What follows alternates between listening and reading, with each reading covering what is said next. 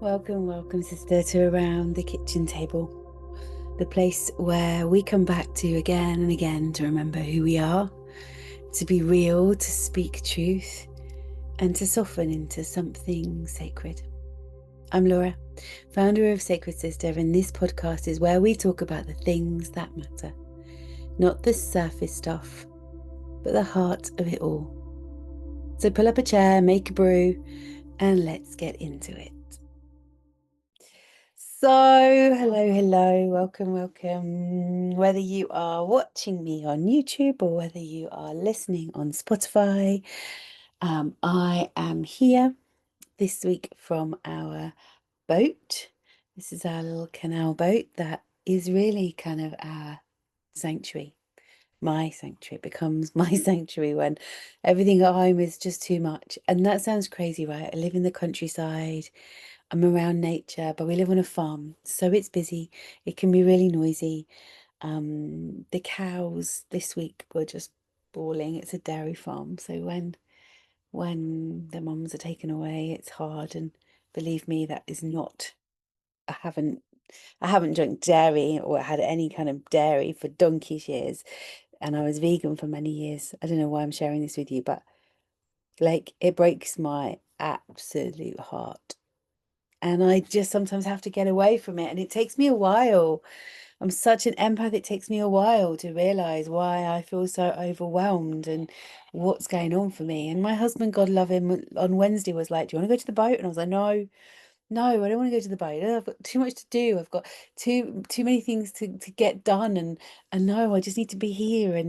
And yet my emotions were flat. And actually the other thing is I thought he was just wanting me out of the way because he has a lot to do too. And sometimes it's just easier when you've got your own space, right? So there was a part of me that felt like he was just shooing me out the door, not actually suggesting that I take the time that I needed.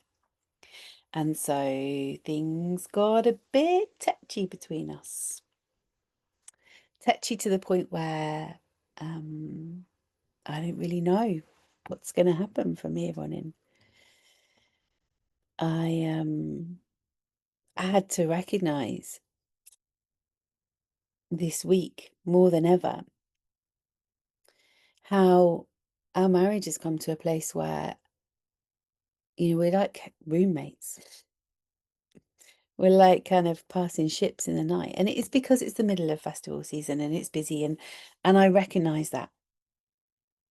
But the bit that I want to share with you today more so is all of the ways that we shrink ourselves, all of the places that we go small. Last week I talked about like what it was to not fit in, but actually, I fit into my family, I fit into my marriage, I don't fit into my wider family, believe me. But I can be myself, but I still play small. I still shrink. I still fawn instead of finding my feet and being able to be really grounded and solid and connected. All the moments where we kind of feel that spark inside us that we're excited and we're ready to go do something and you know, but we still ask ourselves, am I allowed? We're still seeking validation somehow rather than just taking permission for ourselves to be unapologetically us, whatever. And we wait and we hesitate. And what are we seeking really? Permission from our partner, from society, from some invisible authority before we let ourselves do what we want, be who we want to be. Underneath it all, it's not always the same voice. We have all of the voices of the people of our past that have brought us to that place. But here's what I feel underneath it the most, that voice that says you're too much, you're not enough, you don't belong there. What will they think? Those are the voices that kind of play in my head. And yeah, I've got loads of ways to shut them down and to not deal with the monkey mind that goes on. But here I am recording a podcast, and for weeks it's noisy at home, and my husband's been like, again, the same thing, go to the boat, do it at the boat. And I'm like, no, because people walk along the towpath, boats go past, the ducks quack. Like I'm having to find a way to be silent to show up for you. Like if I don't show up perfectly with, my makeup on and my hair done and in nice clothes, somehow my podcast is less than. It's such BS. It's such BS. Here I am, in a hoodie, on my boat. People will pass. It's okay. Just right now, just as the kind of example. It's okay. The train's going to go past now. It's okay. I don't need to shrink. I don't need to hide kind of who I am, to show up for you all. Why do I do my podcast? Because actually I enjoy it. I think I said this like last week's podcast. I don't want to repeat myself, but like I enjoy it. It gives me an anchor point in my week. And if I can have an impact on one woman's life that watches this or listens to this and says, you know what, like I need to do something differently, and this is an example of that, then you know what, I'll keep showing up. So I've been speaking to women recently who feel really drawn to come to the gathering, right? Or feel drawn to be a part of the sanctuary. And yet, like, they're frozen in this quiet fear. Can I really say yes to myself? Like, that's a big one. I had a lady the other day who was like, I guess the other thing is this week I've had lots of women that are just like, I really want to be there, but I can't afford it. And my question is always this, right? Like, can we afford it? It's £222, right? All in everything.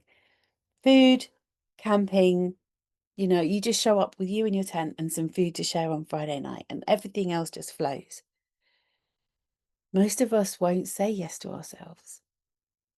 Most of us won't find the money. If our kids needed something, if they wanted to go on a school trip, we'd find the money. We wouldn't want them to miss out. And I know because I did it for years. I don't really have the money right now, but I know that my daughter really wants her nails done.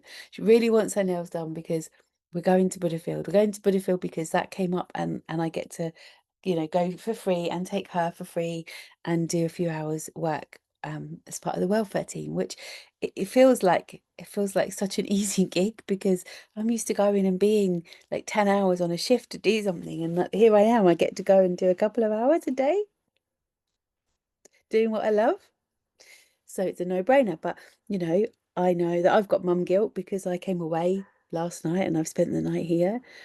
And so, of course, I'm going to take her to get her nails done this afternoon because that will make her feel better and it'll give her some confidence, to kind of be in a field, which sounds crazy, but that's her thing. So I'll find the money to do that. But would I find the money to do something for myself this weekend? Probably not. So it's not about like whether you have the money or not. It's about whether you can say yes to yourself, whether you can value yourself enough to say, yeah, I'm going to do it.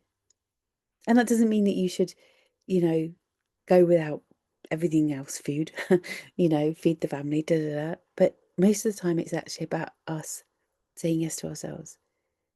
I had a beautiful sister who's now inside the sanctuary, who I really felt like she would come to the sanctuary and be a part of the membership because she's been coming to Sacred Sister and she's got so much from it for years.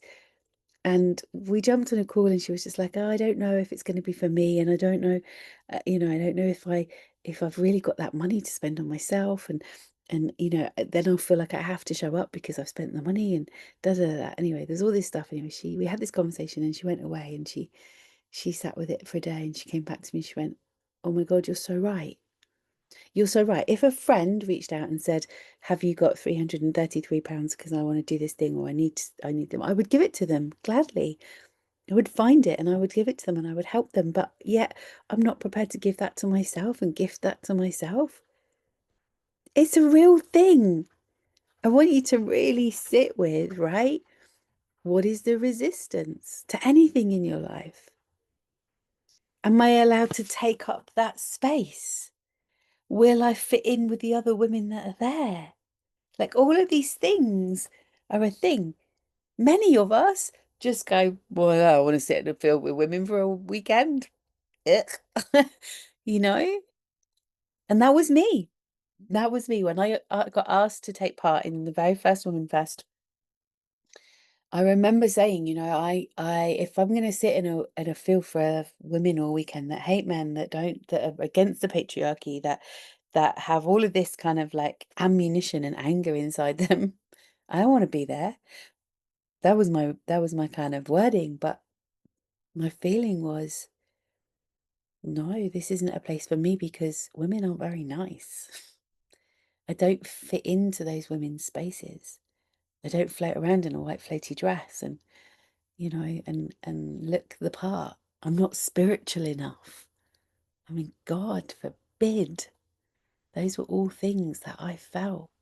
So it touches something really deep in me because I remember being the girl who didn't fit in. I remember walking into women's spaces and feeling like I needed a permission slip to show up.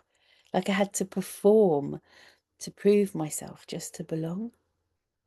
But here's the truth, love. You don't need a permission slip. You were born with permission in your bones. What's stopping you isn't that you're not ready. It's all of the wounds that we all carry. So let's name them. And each of these deserves a podcast to itself, and it's coming. And each of these within the sanctuary have a beautiful kind of masterclass and kind of meditations and journaling and things like they're a whole thing by themselves. But right now, let's name them. The mother wound that told you to be nice, to be good, to be pleasing. The father wound that said, you'll be loved when you achieve something. The sister wound that made you feel unsafe with other women. And the witch wound that taught you being seen, being powerful, being different was dangerous.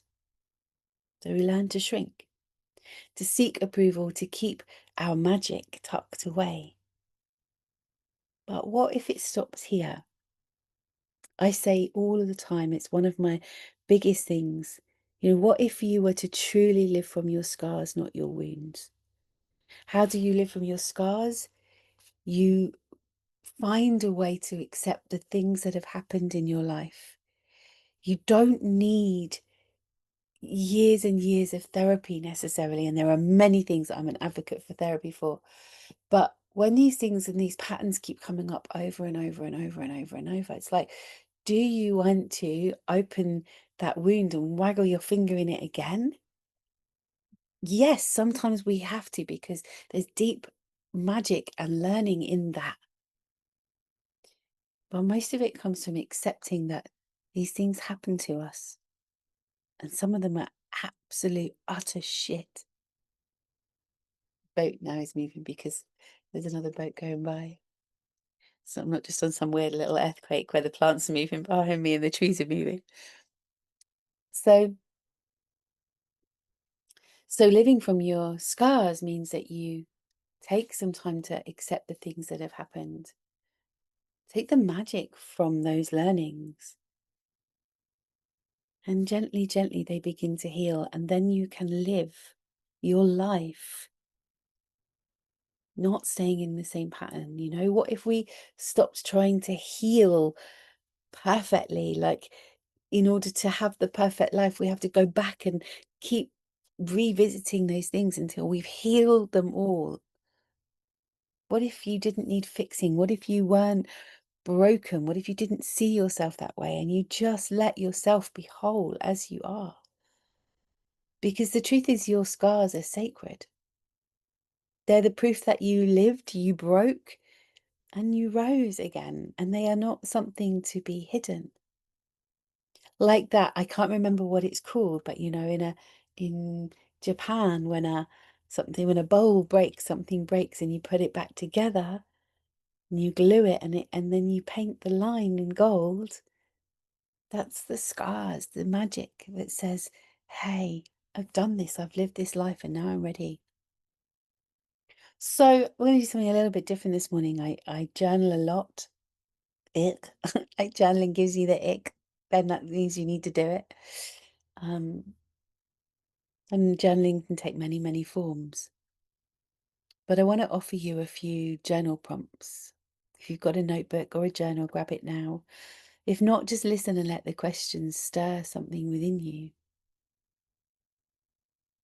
Where in your life are you still waiting for permission to be fully yourself? Where in your life are you still waiting for permission to be fully yourself?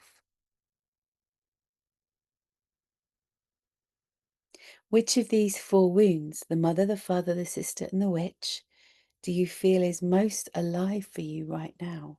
We carry them all. There is no getting away from it. If you are a living, breathing human being right now, these wounds are playing out in your life.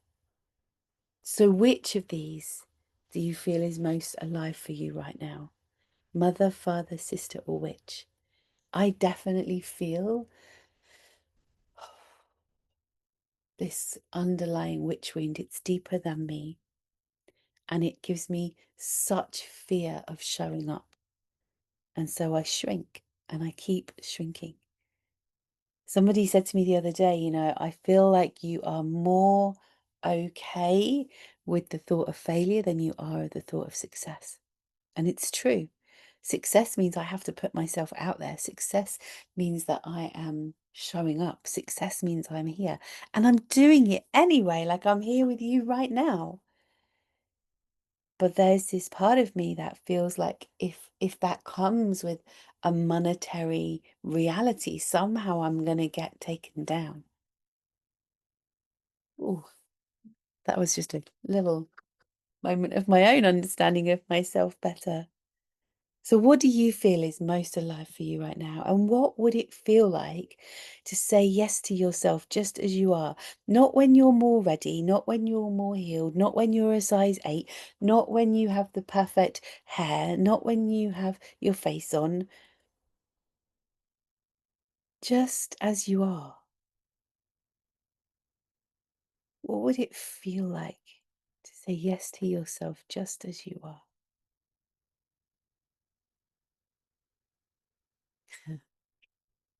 Take a big breath as the train goes by and let that land, because even in myself, even after all of these years of being on this path, I still find it hard to say yes to myself. I still find it hard to just be me. And if any part of your heart whispered, I want that, to say yes, to belong, to sit in sacred space with other women, I want you to know something. There is a place for you always. There is always a place for you, especially here. Again, I can feel myself not wanting to feel like I'm selling, but it's not a sales pitch to share with you about the sanctuary. The sanctuary is not a course, it's not a program. It's this living, breathing space for women who are ready to remember who they are. Through connection, through circle, through truth. You don't have to be fixed or perfect to be there. You don't have to ask permission. You just have to come as you are. I created it like I did Sacred Sister for women like us. The ones who have felt too much, too little, or too scared for too long. The ones who have lived under the labels until they were so overwhelming that we didn't know if we were going to sink or swim, drown or find the shore. So if your soul feels a yes, let that be enough. I'll pop a link somewhere here in the show notes. Come find me on Instagram, send me a message, let's talk about it. You know, it's as little as £11 a month for you to be a part of the community there. I don't need to sell it. You'll either know and feel it or you won't. But if you know and feel it and you think to yourself, actually, do you know what? Still not quite for me. Ask yourself the question, why? Ask yourself the question why you haven't booked a ticket yet to come to the gathering because 222 feels like too much money. We only have a limited number of spaces left, and we are meeting 2 weeks today. 2 weeks today. The excitement. It is 2 weeks, isn't it? Please tell me I've still got 2 weeks. Yeah, it's 2 weeks. I said yes to something this week, right? I shared with you just now about being at Butterfield. Every part of me was like, oh, yeah, I really want to do that. But then I gave myself all the reasons why not. Like, it's a week before my own event. I'm going to get back on the Monday. I go to the site on Wednesday. I'm not going to have very much signal. Like, I may not do a podcast next week unless I get one done before I go, but that's okay. I can let it go for a week. You know, it will be okay. Like, I can get over that fear. Like, actually, I am, this is saying yes to myself. It will be okay. The dogs will be okay. My husband and my son will be around. Something in my heart said yes, and so I said yes. So let's close today with this. You're not here to play small. You're not here to fit into boxes that were never made for you. Sister, you are here to remember, to rise, to walk forward, scars and all, and say, this is who I am. I'm not waiting anymore. I'm proud of you. I am so with you, and I'll see you in the field or in the sanctuary. I'll speak to you soon. If this spoke to you today, please also share it with a sister who needs to hear it. Leave a review, message me on Instagram, or come join us at the sanctuary. Until next time, keep trusting your voice, keep showing up with your heart, and remember that you are already enough. Big love from my heart to yours. Laura out.